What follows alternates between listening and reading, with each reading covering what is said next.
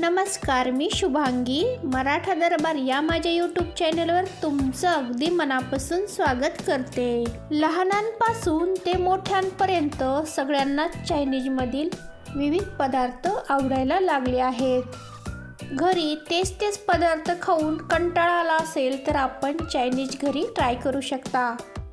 चायनीजमधीलच एक प्रकार म्हणजे हक्का नूडल्स किंवा चाऊमिनही म्हणू शकता. तर हे नूडल्स कसे तयार करायचे ते आज आपण बघूयात.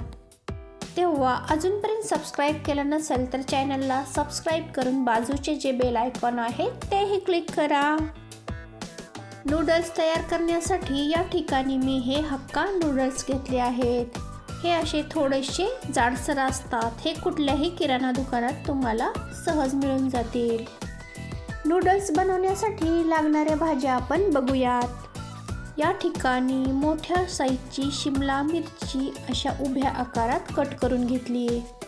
तसेच एक कांदा, थोडीशी कांद्याची पात आणि गाजर या सर्व साहित्यांचे उभ्या आकारात असे लांब लांब काप करून घेतलेत. याचबरोबर 2 लसूणचे गड्डे सोलून त्याचे असे बारीक काप करून घेतले आणि थोडंसं अद्रक याची सुद्धा असे बारीक काप केलेत. सुरुवातीला मी गॅसवर पातेल्यामध्ये अर्धा पातेलं पाणी तापत ठेवलंय. या पाण्यामध्ये अर्धा चमचा मीठ टाकून घ्यायचं आणि थोडंसं तेल यामध्ये टाकून घ्यायचं. पाण्याला छान अशी खळखळून उकळी आली की यामध्ये हक्का नूडल्स टाकून घ्यायचे. हे पाण्यात टाकल्यानंतर काही वेळाने आपोआप असे वेगळे व्हायला लागतात. हे बघा, तुम्ही बघू शकता 1 मिनिटभराने हे पूर्णपणे असे वेगळे झालेत. हे नूडल्स पाण्यामध्ये पूर्णपणे शिजून घ्यायचे नाहीत. फक्त 80% हे नूडल्स आपल्याला शिजून घ्यायचे. हे बघा, 2 ते 3 मिनिटानंतर आपण चेक करूया. दाबल्यानंतर यामध्ये थोडंसं आतमध्ये असं कच्चटपणा जाणवतोय. आता गॅस बंद करून हे नूडल्स आपण काढून घेऊयात. हे पूर्णपणे 100% शिजवायचे नाहीत. लगेच या चाळणीच्या साह्यावर हे नूडल्स टाकून घेऊन यातील गरम पाणी काढून घ्यायचं आणि यावर थंड पाणी सोडून घ्यायचं, जेणेकरून याची कुक होण्याची प्रक्रिया आहे तिथेच थांबेल. शिजताना आपण यामध्ये थोडंसं तेल टाकल्यामुळे हे एकमेकांना अजिबात चिटकत नाहीत. यामधील व्यवस्थित पाणी निथळल्यानंतर एका ताटामध्ये हे पसरून असे टाकून घ्यायचे. हे बघा, तुम्ही बघू शकता या पद्धतीने.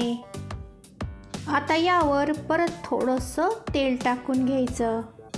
हाताच्या साह्याने असं मिक्स करून घ्यायचं, जेणेकरून सर्व तेल यामध्ये लागेल आणि एकमेकांना हे चिटकणार सुद्धा नाहीत. दुसऱ्या साईडला लोखंडाच्या कढईमध्ये 1 पळीभर तेल मी तापत ठेवलं आहे. तेल थोडंसं तापलं की यामध्ये चिरून घेतलेला लसूण होता तो यामध्ये टाकून घ्यायचा आणि अद्रक. या लसूण आणि अद्रकाला मस्त असा ब्राऊन कलर येऊ द्यायचा. हे बघा, हे ब्राऊन कलरवर आले की यामध्ये कांदा टाकून घ्यायचा. आता गॅसची फ्लेम हाय करून एक अर्धा मिनिट हा कांदा परतून घ्यायचा. लगेच यामध्ये गाजर, शिमला मिरची आणि कांद्याची पात सुद्धा टाकून घ्यायची. गॅसची फ्लेम हायच ठेवायची. या भाज्या जास्त परतायच्या नाहीत. 1 मिनिटभर फक्त परतून घ्यायचा, जेणेकरून यातील कच्चटपणा थोडासा दूर होईल. लगेच यामध्ये नूडल्स टाकून घ्यायच्या. आता यामध्ये आपण काही सॉसेस टाकून घेऊयात. सुरुवातीला डार्क सोया सॉस मोठे 2 चमचे मी टाकून घेणार आहे.